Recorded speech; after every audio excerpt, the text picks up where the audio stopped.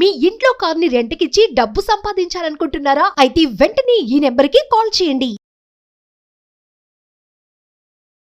నమస్తే, welcome to market ముచ్చట్లు. నేను మీ విష్ణు. 2024 చివరిలోకి వచ్చేసాం. 2025 నూతన సంవత్సరంలోకి అడుగు పెట్టబోతున్నాం. మరి ఈ 2024లో ఏ అసెట్ క్లాసెస్ ఏ విధంగా పెర్ఫామ్ చేశాయి, పెట్టుబడిదారులకు ఎటువంటి రిటర్న్స్ అందించాయి, ఇటువంటి ఆసక్తికరమైన అంశాల గురించి మనకు ఈ రెండు వ్రాపప్ అందించేందుకు ప్రస్తుతం మనతో పాటు సుమన్ టీవీ స్టూడియోలో senior stock market analyst Eedara Ramakrishna గారు, బిజినెస్ అనలిస్ట్ వెంకట్ మేక గారు, సర్టిఫైడ్ ఫైనాన్షియల్ ప్లానర్ మాధవిరెడ్డి గారు ఉన్నారు. సో వారందరితో మాట్లాడదాం. నమస్తే మాధవిరెడ్డి గారు. నమస్తే అండి. మాధవిరెడ్డి గారు, ఇప్పుడు ఇండియాలో ఎక్కడ చూసినా కూడా ట్యాక్స్ల గోల, ట్యాక్స్ల మోత. నిర్మలా సీతారామన్ గారిని సోషల్ మీడియాలో పెద్ద ఎత్తున ఆవిడ డిస్కషన్స్ ట్రోల్ చేస్తున్నారు. ఏంటంటే ట్యాక్స్లు అనేవి మొన్నటి వరకు ఏదో క్యాపిటల్ గెయిన్స్ మీద లేకపోతే ఇంకేదైనా ఇన్కమ్స్ మీద ఓకే, అది అందరూ డైజెస్ట్ చేస్తున్నారు. కానీ పాప్కార్న్ మీద, పల్లీల మీద, బఠానీల మీద, వేరుశనగ పప్పుల మీద కూడా ట్యాక్స్ అంటే అది కామన్ మ్యాన్ డైజెస్ట్ చేసుకోలేకపోతున్నాడు కదా. ఏంటి అసలు దీని మీద మీ కామెంట్ ఏంటి? సో ఒకవైపు డైరెక్ట్ ట్యాక్సెస్ని ఒకలా చూడాలండి. డైరెక్ట్ ట్యాక్సెస్ అంటే మీకు ఇన్కమ్ ఉన్నప్పుడు మాత్రమే మీ ఇన్కమ్ ఒక లెవెల్కి ఉంటే మీకు ట్యాక్స్ పడుతుంది. కానీ ఈ జిఎస్టీలు ఉన్నాయి చూడండి, ఇన్కమ్తో సంబంధం లేదు. ఎవరికైనా మీరు పెట్రోల్ కొట్టించుకున్నా మీకు ట్యాక్స్ పడుతుంది, థియేటర్కి వెళ్ళి పాప్కార్న్ తిన్నా ట్యాక్స్ పడుతుంది. సో ఇవేంటంటే ఇవి తప్పించుకోలేకపోతున్నారు కామన్ పర్సన్స్. ఈ జిఎస్టీలు మాత్రం చాలా చాలా ఇబ్బంది పెడుతున్నాయండి. సో అంటే ఇప్పుడు మనం చూసుకుంటుంటే మేబీ ఒక 10 crore పీపులే ఓన్లీ ఫైల్ చేస్తున్నారు అని, వాళ్ళు ఇంకా ఎక్కువ మంది చేయాలి అని ఒకవైపు చెప్తున్నారు. మరి జిఎస్టీ ప్రతి ఒక్కరికి ఇంపాక్ట్ అవుతుంది కదా. కామన్ పర్సన్ అంటే ఆయన ఇన్కమ్తో సంబంధం లేదు, అందరూ అది కట్టాల్సి వస్తుందండి. ఇంకా ఎప్పటి నుంచో మా వైపు నుంచి, అందరి వైపు నుంచి చెప్తున్నాము, బాబు హెల్త్ ఇన్సూరెన్స్ మీద కొంచెం జిఎస్టీ తగ్గించండి. అదండి ముందు అసలు మీరు నమ్మరు 12%, తర్వాత ఒక 10% ఉండేదండి. వీళ్ళు అలా దాన్ని అసలు అదేదో కమోడిటీ, అదే నెసెసిటీ కాదు చూడండి, అదేదో దీని కమోడిటీ లాగా దాన్ని తీసుకొని వెళ్ళి లగ్జరీ ప్రోడక్ట్ ఉంటుంది చూడండి. అంటే ఏం జరుగుతుందంటే ఇన్సూరెన్స్ అనే దానికి పెద్ద ప్రయారిటీ లేకుండా పక్కన పెట్టేసి పకోడీల మీద, చెకోడీల మీద, పాప్కార్న్ల మీద వేస్తుంటే సగటు భారతీయుడు అనేవాడు నిజంగా దీన్ని డైజెస్ట్ చేసుకోలేకపోతున్నారండి. మేమంతా ఏంటంటే ఏవైతే ప్రోడక్ట్స్ మనకి నెసెసిటీస్ ఉంటాయో వాటి మీద అంత జిఎస్టీ ఎందుకండి? మీరు లగ్జరీ ప్రోడక్ట్స్ మీద వేసుకోండి, ఇంపోర్ట్ గూడ్స్ మీద వేసుకోండి. ఎవరైతే కామన్ పర్సన్కి కాదు, ఓన్లీ హెచ్ఎన్ఐస్ లేకపోతే బాగా డబ్బులు ఖర్చు పెట్టుకునే వాళ్ళు వాడే వస్తువుల మీద వేయండి, వాళ్ళు చేసే సర్వీసెస్ మీద వేయండి. మీరు తెచ్చి అసలు ఒకవైపు ఏమో హెల్త్ ఇన్సూరెన్స్ ఉండాలి అంటారు, దాని మీద ఏమో 18% జిఎస్టీ అంటారు. అది ఎప్పటి నుంచో మేము ప్రతి కౌన్సిల్లో, జిఎస్టీ కౌన్సిల్లో, ఈ కౌన్సిల్లో తగ్గిస్తారంటారు, మళ్ళీ దాన్ని తీసి పక్కన పెట్టేస్తారు. పాప్కార్న్ మీద జిఎస్టీ అవసరమైన దానికి ప్రయారిటీ పక్కన పట్టేసి ఇప్పుడు దీని గురించి దట్ ఈస్ వాట్ అండి. అసలు నిజంగా మన మార్కెట్స్ ఎంత రెసిలియంట్ అంటే మన 2024లో అండి అసలు లాంగ్ టర్మ్ క్యాపిటల్ గెయిన్స్ అండి. ఒకవైపు ఈక్విటీస్ని మనము ఎంకరేజ్ చేయాలి, ఈక్విటీ ఇన్వెస్టర్స్ రావాలి, మన ఎకానమీ పెరగాలి అంటే స్టాక్ మార్కెట్స్, కొత్త కంపెనీస్ రావాలి. మనకి అన్నిటికన్నా ఇంపార్టెంట్ ఏంటంటే అన్ఎంప్లాయ్మెంట్ బాగా పెరిగింది కదండి. సో ఈ అన్ఎంప్లాయ్మెంట్ తగ్గాలి అంటే కొత్త కార్పొరేట్స్ రావాలి, ఆ కార్పొరేట్స్ ఎంప్లాయ్మెంట్ జనరేట్ చేయాలి. ఇంత పాజిటివ్గా మాట్లాడుకొని మళ్ళీ షేర్స్లో ఇన్వెస్ట్ చేసే వాళ్ళకి 10% నుంచి 12.5% చేశారు. అసలు నిజంగా మన మార్కెట్స్ నిజంగా దానికి ఎంత నెగిటివ్గా తీసుకుంటాయి అనుకో, but because thanks to all the investors అయినా సరే వాళ్ళు 12.5% చేసినా సరే అక్కడ ఉన్నారండి. అలానే షార్ట్ టర్మ్ గెయిన్స్ 15% నుంచి 20% చేశారండి. ఒక్కసారిగా ఈ ఇండెక్సైజేషన్ బెనిఫిట్లు ఏమి లేవు అని తీసేశారు. అసలు ఎంత చెయ్యాలో ఆ ట్యాక్సెస్ రూపంలో అంతలాగా ఒకవైపు ఎక్కడి నుంచి అంటే మీకు 40-50% ఈ ట్యాక్స్లు మామూలుగా మీ ఆఫీసుల్లో మీకు అది డైరెక్ట్గా ఇప్పుడు new tax regime, old tax regime. ఇప్పుడు ఇక అందరూ కూడా ఓల్డ్ ట్యాక్స్ రెజిమ్ పక్కన పెట్టేశారండి. ఇప్పుడు మీకు హోమ్ లోన్ ఉన్నా సరే న్యూ ట్యాక్స్ రెజిమ్కే వస్తున్నారు. ఎందుకంటే they are making more attractive.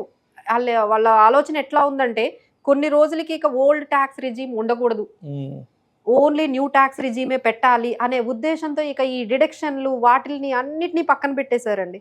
అప్పట్లో కనీసం ఈ వీటి వల్ల కొంచెం ఒక టర్మ్ పాలసీ తీసుకునే వాళ్ళు, ఒక హెల్త్ పాలసీ తీసుకునే వాళ్ళు ఓకే ట్యాక్సెస్ ఏవో తగ్గించుకోవచ్చు. ఇప్పుడు మాకు ఎందుకు మేడం, మేము ఎందుకు తీసుకోవాలి, ట్యాక్సెస్ ఏం అవసరం లేదు కదా, మేము న్యూ ట్యాక్స్ రెజిమ్లోకి వెళ్ళిపోయాం కదా. అది కూడా డిస్కరేజింగ్ గా అది పెట్టారండి. అంటే ఒకవైపు మీరు జిఎస్టీలు తగ్గించరు, ఒకవైపు ఎగ్జంప్షన్స్ కి ఇవి ఏమీ వర్తించేటట్టుగా చెయ్యట్లేదు. So what you are making to a common person. అంటే సిచ్యువేషన్ ఎలా అయిపోయిందంటే భారతదేశంలో ఈ గడ్డ మీద మనిషి పుట్టాలన్నా పుట్టి చావాలన్నా అవును, ఆడు taxes. ట్యాక్స్లు కట్టి చావా పుట్టాడు అంటే వాడు హాస్పిటల్ కాదు, కడుపులో గర్భంలో పడ్డప్పటి నుంచి Taxes. చితి మీదకి వెళ్ళే వరకు కొన్ని వందల వేల రకాల ట్యాక్స్లు కట్టి చావాల్సిందే. అంటే ఇప్పుడు ఎట్లా అది లెక్క ఉంటుందంటే భారతదేశంలో. ఇప్పుడు మీరు ఇన్కమ్ అంటే మీకు శాలరీ వచ్చిందండి, అక్కడే 20-30% పోతుంది. అవును. ఆ తర్వాత జిఎస్టీలు, తర్వాత ఈ ఇన్కమ్ ట్యాక్స్, తర్వాత ఈ ప్రోడక్ట్స్ అన్ని ఇన్ఫ్లేషన్ పెరిగిపోయింది. అక్కడ మీ ఇన్కమ్ లో 40% పోయింది, అంటే 70% వెళ్ళిపోయింది. సరే ఈ 30% తీసి ఎక్కడైనా ఇన్వెస్ట్ చేద్దాం అనుకుంటే మళ్ళీ అక్కడ కూడా 12.5%, 20%, అంటే ఆల్రెడీ అక్కడ ట్యాక్స్ కట్టిన అమౌంటే అవును, కదండి అవును. తెచ్చి పెడుతుంది. ఇన్వెస్ట్ ఇప్పుడు ఆల్రెడీ ట్యాక్స్ కట్టాము, తెచ్చి ఓ దగ్గర ఇన్వెస్ట్ చేస్తున్నాము, దాని మీద కూడా మీరు ఇంత ట్యాక్స్ వేస్తే ఇంక ఏమి వాళ్ళు సంపాదించాలి అంటేనే భయం వేస్తుంది. భయం వేస్తుంది. అంటే పెద్ద పెద్ద జీతాలు వద్దు, ఏదో ఈ చిన్న 40,000 వచ్చిన 30,000 వాళ్ళు కూడా salary హ్యాపీ వచ్చిన లేదండి, 1,00,000 వాళ్ళకు రూపాయలు కూడా సంపాదించాలంటే భయం వేస్తుంది. వాళ్ళకు కూడా హ్యాపీ లేదండి. ఇంత అవును. ఇప్పుడు ఇంట్లో ఇద్దరు సంపాదిస్తున్నారండి, ఆమె ఒక 1 lakhs తెచ్చుకుంటుంది, ఈయన ఒక 1 lakh తెచ్చుకుంటున్నారు.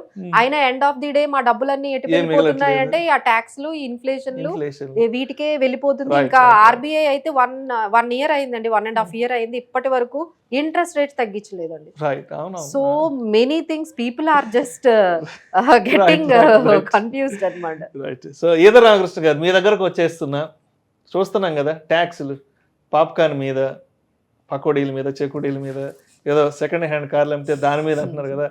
ఏంటి అసలు ఈ విపరీతమైన ఈ ట్యాక్స్ల మీద మీ కామెంట్ ఏంటి? ఒక కామన్ మ్యాన్ పాయింట్ ఆఫ్ వ్యూలో ఎలాంటి కామెంట్ ఇస్తారు? రీసెంట్ జిఎస్టీ మీటింగ్ తర్వాత ఈ పాప్కార్న్ ఇష్యూ వచ్చిందండి బయటకి. ఈ పాప్కార్న్ క్యారమలైజ్డ్ అయితే 18%, లేకపోతే సాల్టెడ్ అయితే 5%, ఇట్లా స్పెసిఫిక్గా చెప్పడం, దీని మీద చాలా సోషల్ మీడియాలో చాలా దుమారం రేగింది, చాలా మీమ్స్ రావడం నిర్మలా సీతారామన్ గారి మీద, ఇవన్నీ చూసాము. మెయిన్గా ఇప్పుడు ఏం చేస్తారంటే బిజినెస్ పీపుల్ న్యాచురల్గా ప్రతిదీ సాల్ట్ అని చెప్పి వాళ్ళు 5%కే కుదిస్తారు క్యారమిల్ అయినప్పటికీ. అంటే వాళ్ళు తప్పించుకునే అవకాశం ఉంటుంది, ఎక్సెప్ట్ వెరీ బిగ్ కార్పొరేట్స్, అంటే పెద్ద పెద్ద కార్పొరేట్స్, ఎఫ్ఎంసీజీ కంపెనీస్ మినహాయించి చిన్న చిన్న లోకల్ వెండర్స్ అందరూ కూడా ఎక్కడైతే ట్యాక్స్ తక్కువ ఉంటుందో అదే ప్రోడక్ట్ అని బిల్లింగ్లో కొడుతూ ఉంటారు. ఇది అన్నెసరీగా వాళ్ళ మీద దుమారం రేగేటెడ్ చేసుకోవటమే కానీ పెద్దగా లబ్ధి పొందే అవకాశం తక్కువ అని నేను అనుకుంటున్నాను. సెకండ్ థింగ్ ఏంటంటే కార్స్ మీద, సెకండ్ హ్యాండ్ కార్స్ అమ్మేటప్పుడు పర్టికులర్గా ఇండివిజువల్స్ మినహాయించారు. కార్పొరేట్స్ కనుక సెకండ్ హ్యాండ్ కార్ అమ్ముకుంటే, సపోజ్ ఒక 60 లక్షల కార్ ఉందనుకోండి కార్పొరేట్ కంపెనీకి, ఆ కార్ 30 లక్షలకు అమ్మితే డిఫరెన్స్ అమౌంట్ ఏదైతే ఉంటుందో 60లోంచి 30 తీస్తే 30 మిగులుతుంది కాబట్టి ఆ 30 మీద 18% జిఎస్టీ విధించారు. అంటే దాదాపుగా 5.5-6 లక్షలు మళ్ళీ ట్యాక్స్ కట్టుకోవాల్సి వస్తుంది కార్పొరేట్ కంపెనీ. ఇది కూడా చాలా పెద్ద ఎత్తున ప్రజల్లో, అంటే కార్పొరేట్ వర్గాల్లో కోపానికి గురి చేసింది. ఎందుకంటే సెకండ్ హ్యాండ్ కార్ అమ్ముకునేటప్పుడే దాని మీద కొంత లాస్ అవుతారు జనరల్గా, వాళ్ళు లాస్ అవటము, ఎట్లా డిస్పోజ్ చేద్దామని చూస్తున్న తరం వల్ల వచ్చిన డబ్బుల్లో మళ్ళీ ఇప్పుడు అతను రిసీవబుల్ అమౌంట్ 30 lakhs ఉంటుంది. 30 lakhs మళ్ళీ 6 లక్షలు కట్టేస్తే అతను కేవలం 24 lakhs రియలైజ్ అవుతుంది. అంటే అసలే లాస్ కమ్ముకుంటున్న సందర్భంలో మళ్ళీ దాని మీద కొంత అమౌంట్ పోగొట్టుకోవడం, అంటే మళ్ళీ డిప్రిషియేషన్కి ఇచ్చే క్రెడిట్ ఏదైతే ఉందో అది మళ్ళీ వెనక్కి తీసుకున్నట్లు అయిపోయింది. సో ఇది ప్రజలకి, అంటే ప్రజల్లో వ్యతిరేకత వచ్చింది. ఇలాంటి చిన్న చిన్న విషయాల మీద ఎక్కువ ఫోకస్ చేయడం వల్ల గవర్నమెంట్ రాబట్టుకునేది ఏమో ఉండకపోయినప్పటికీ గవర్నమెంట్ మీద వ్యతిరేకత పెరిగే అవకాశాలు ఉన్నాయి. అట్లాగే అన్ని విధాల ట్యాక్సెస్ అనేవి హయ్యర్ అమౌంట్స్కి ఇంకా చాలా పెద్ద అమౌంట్స్ ఉన్నాయి. అంటే ఇప్పుడు క్యాపిటల్ మార్కెట్కి వస్తే లాంగ్ టర్మ్కి 12.5, షార్ట్ టర్మ్కి 20%, అదే డెరివేటివ్స్లో ట్రేడ్ చేస్తే 30%, ఇంట్రాడే ట్రేడ్ చేస్తే 30%, ఇట్లా అన్ని రకాల ట్యాక్స్లు ఉన్నాయి. అట్లాగే బాగా కోట్ల రూపాయల్లో సంపాదించే వాళ్ళకి సర్చార్జీలు కూడా ఉన్నాయి. అంటే 30% అబోవ్, అంటే 1 crore అబోవ్ ఇన్కమ్స్ వస్తే 12% సర్చార్జ్ ఉంది ఆన్ ఇన్కమ్. అంటే వాళ్ళ ట్యాక్స్ డైరెక్ట్గా 42-43 సెస్లతో కలుపుకుంటే 45 దాకా వెళ్ళే అవకాశం ఉంది. సో ఇవన్నీ కూడా ఒక ట్యాక్స్, అంటే ఇప్పుడు దాని మీద చాలా మీమ్స్ అన్ని మనం చూస్తున్నాం, వేరే కంట్రీస్ తో కంపేర్ చేసి చూపిస్తున్నారు.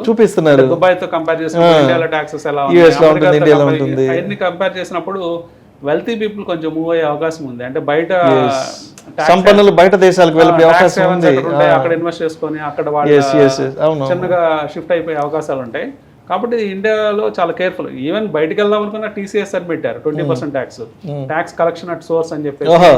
ఫారెన్ వెళ్ళిపోదాం అని డబ్బు తీసుకెళ్ళిపోతున్నారు, తప్పించుకెళ్ళిపోదాం ఎంత 20% కట్టి నువ్వు వెళ్ళిపోతున్నారు. సో అది కూడా భారీగా ఉంది. కాబట్టి ఎక్కడ లాక్ చేయడం జరిగింది ఇండియాలో ప్రజలు. ఎస్కేప్ ట్యాక్స్ కూడా కట్టాలి. కాబట్టి కొంచెము రీజనబుల్ గా, అంటే ట్యాక్సెస్ అంటే భయాందోళనకు గురి చేయకుండా కొంచెం రీజనబుల్ గా, అంటే ప్రజలు కూడా ఆనందంగా కట్టేటట్టు ఉండాలి ముక్కుపిండి వసూలు చేసే కంటే. అది మెయిన్ గా. అంటే ట్యాక్స్ కట్టడం ప్రాబ్లం కాదు, ఆ కట్టిన ట్యాక్స్ కి ప్రభుత్వం మనకి ఎటువంటి సౌకర్యాలు ఇస్తుంది, మనం ప్రభుత్వం నుంచి ఎంత మేర బెనిఫిట్స్ తీసుకుంటున్నాం అన్నది కూడా ముఖ్యం. ఇది ఎంతసేపటికి ప్రజల నుంచి దోచుకుని తిందామనే కాదు, ఆ దోచుకుని తినదానికి సరిపడా మనం ప్రభుత్వం వైపు నుంచి మన బాధ్యతగా ఎటువంటి ఎమ్యూనిటీస్ ప్రొవైడ్ చేస్తున్నాం అన్నది కూడా ముఖ్యం. బట్ దాని గురించి ఎవరు పట్టించుకోవట్లేదు. దాని మీద కూడా మీమ్స్ చాలా విపరీతంగా వస్తున్నాయి. అంటే ట్యాక్సెస్ ఏమో నెంబర్ 1 కంట్రీగా ఉంది వరల్డ్ లో. కార్పొరేట్ అంటే పర్టికులర్ గా stock market point of view అయితే వరల్డ్ నెంబర్ 1 అసలు. ఎందుకంటే మనకి ట్రాన్సాక్షన్ ఛార్జెస్ కానీ, STTలు కానీ, బ్రోకరేజ్ మీద GST, తర్వాత టర్న్ ఓవర్ ఛార్జెస్ అని రకరకాల ఛార్జెస్ తర్వాత వీటిని తప్పించుకొని ఎవరైనా సంపాదించగలిగితే వాటి మీద కూడా ట్యాక్సెస్, మనం ఇందా చెప్పినట్లు capital gains, long term, short term, అలాగే డెరివేటివ్స్, ఇంట్రాడే ట్యాక్సెస్, ఇవన్నిటిని చూసి ఇంత పెద్ద నెంబర్ 1 ట్యాక్స్ ఉన్న కంట్రీస్తో కంపేర్ చేస్తే, సిమిలర్ కంట్రీస్తో, ఇక్కడ సర్వీసెస్ ఏమో ఉగాండా లాగా, సోమాలియా లాగా, ఎక్కడికి వెళ్ళినా రద్దీ గందరగోళం. ప్రైవేట్ హాస్పిటల్స్ కి సార్ అసలు స్కూల్ కి వెళ్ళాలి, పల్లెటూర్లకు వెళ్ళే రోడ్లు దారులు ఎంత భయంకరంగా ఉన్నాయంటే అసలు నిజంగా అవసరమా మనం ట్యాక్స్లు కట్టడం ఇలాంటి ప్రభుత్వాలు కనిపిస్తుంది.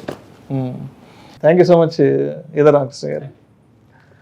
ఇవాళ మా సుమన్ టీవీ స్టూడియోకి వచ్చి 2024 వ్రాపప్ చాలా చక్కగా అనాలిసిస్ని మన సుమన్ టీవీ ప్రేక్షకులకు అందజేశారు. అదేవిధంగా అన్ని రకాల మార్కెట్కి సంబంధించిన ఆసక్తికరమైన అంశాల గురించి చాలా చక్కగా మన సుమన్ టీవీ ప్రేక్షకులకు అందరూ కూడా అందించారు సార్. ఇలాంటి బిజినెస్ మీట్స్ కానీ, లేకపోతే ఇలాంటి ఇంకా ఫైనాన్షియల్ అవేర్నెస్, ఫైనాన్షియల్ లిటరసీని ఇంకొంచెం మనం పెంచాలి అనేది మన ధ్యేయంగా తీసుకెళ్తే బాగుంటుంది. Right. Thank you so much మీ ముగ్గురికి. అదేవిధంగా ఈ కార్యక్రమం ఇంత చక్కగా రావడానికి సహకరించిన మా కెమెరా క్రూ అందరికీ కూడా, మహేష్కి, అదేవిధంగా గణేష్కి అండ్ విక్రమ్కి కూడా, ప్రత్యేకంగా టీం అందరికీ కూడా నేను ధన్యవాదాలు తెలియజేసుకుంటున్నాను. Thank you so much. So మొత్తానికి 2024లో మార్కెట్స్ ఏ విధంగా ఉన్నాయో 2025లో కూడా అంతే స్థాయిలో ఉండబోతున్నాయి. అదే మిశ్రమ ఫలితాలను అందించబోతున్నాయంటూ కూడా మనకి ప్యానల్ ఎక్స్పర్ట్స్ కూడా వారి అభిప్రాయం తెలియజేశారు. అందరికీ కూడా thank you sir. Thank you so much. Suman TV ప్రేక్షకులందరికీ కూడా నమస్కారం.